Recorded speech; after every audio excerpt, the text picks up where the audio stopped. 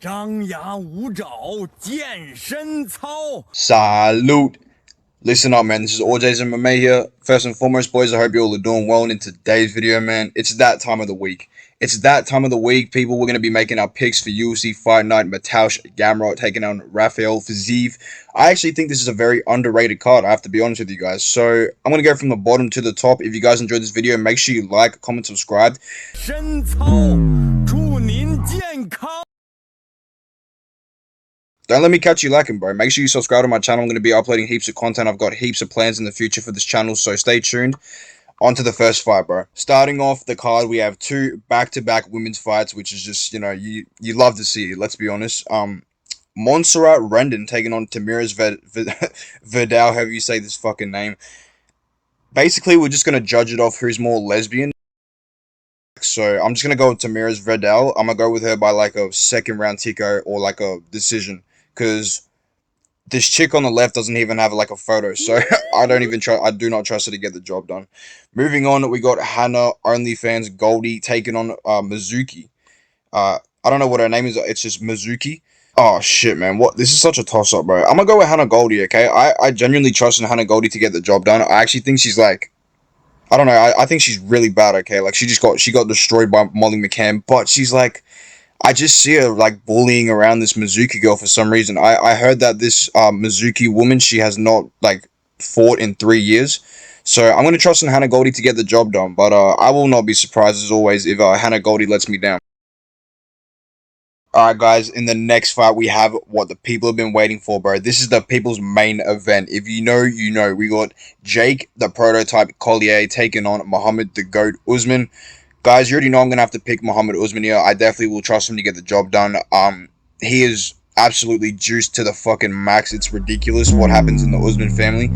Anyways, Jake Collier, I don't know. I think he needs to have, I don't know, bro. I just think he needs to have a chat with his coaches and, he needs to stop eating McDonald's, bro, because I'm going to be honest with you. He could probably win half of his fights if he didn't gas out after the first round. Jake Collier does actually have hands. He's actually kind of decent, but, I don't know, bro. He's literally like a fucking 60%, 30% type of fighter. Or that doesn't make sense, but you get the point. He's so on and off. He's on like a 4-fight losing streak, so I just don't see him clutching it. And Muhammad Usman, one of the most boring fighters of all time. Yeah, I'm gonna predict him to lay on top of Jake Collier for all 3 rounds. Moving on, lads, we got a banger. We got Jacob Malkoun taking on Cody Brundage.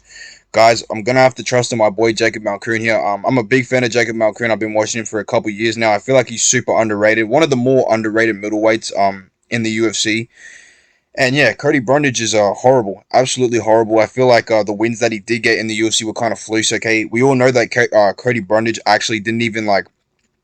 Apparently he knocked out Trajan Gore. I don't know if you guys saw. I didn't see it personally, so it was just a fluke I heard. So there's no way that Trajan Gore would lose to Cody Brundage, if you guys know what I'm saying. But hey, Cody Brundage, yeah, I don't really see him doing much in this fight. I could potentially seeing him drop Jacob Malkoun, but I think Malkoun is super underrated in this division. He has super good takedown defense, just really good wrestling in general. I really do think he beat Brendan Allen. Okay, fuck what anyone says, but yeah. I'm going to go with Jacob Malkoun here. I think he's going to dominate Cody Brundage, bro. And he's going to end up having this guy get cut. So moving on, Andre Fialho taking on Tim Means. So it's a battle of, who's kind of more washed at this point in their career. I'm definitely, this is kind of a tricky pick. I think Andre Fialho is going to take this win, but I'm actually going to go with Tim Means, bro. I genuinely think Tim Means would, oh, dude, I just don't trust the fucking chin of Fialho, bro. He's been KO'd so many times.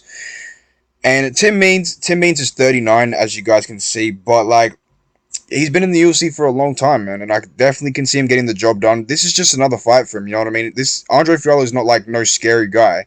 He fucking barely has a chin, dude, you know what I'm saying? So I think Tim Means he's slowing down a lot. He obviously doesn't have that much testosterone left in his body at 39 years old, but I'm going to trust him to get the job done. Tim Means throws a lot of straight punches. Andre Fialho relies on his hooks way too much, so I can see Tim Means honestly finishing this fight. If not, I could see it going to a decision.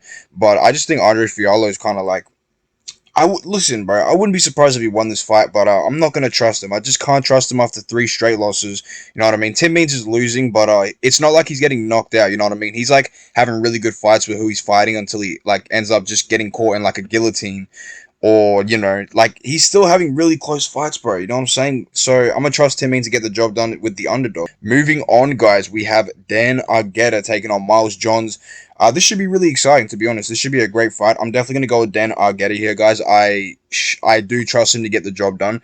I feel like, you know, Miles Johns is an absolute can. Like, if you look at who he's beat in the UFC, it's not really anyone relevant at all. And he's decent, but he's tiny, bro. He's a legit midget. So is Dan Argueta, but I'm definitely gonna trust Dan Argueta to be able to get takedowns and really just control the pace of the fight. Even have great moments standing up. I think Miles Johns is pretty good, but he can only really knock out like chinny people. You know what I'm saying? So I just don't see him knocking out Dan Argueta, even though he's got hands. I'm gonna have to go with Dan Argueta, absolutely ragdolling Miles Johns.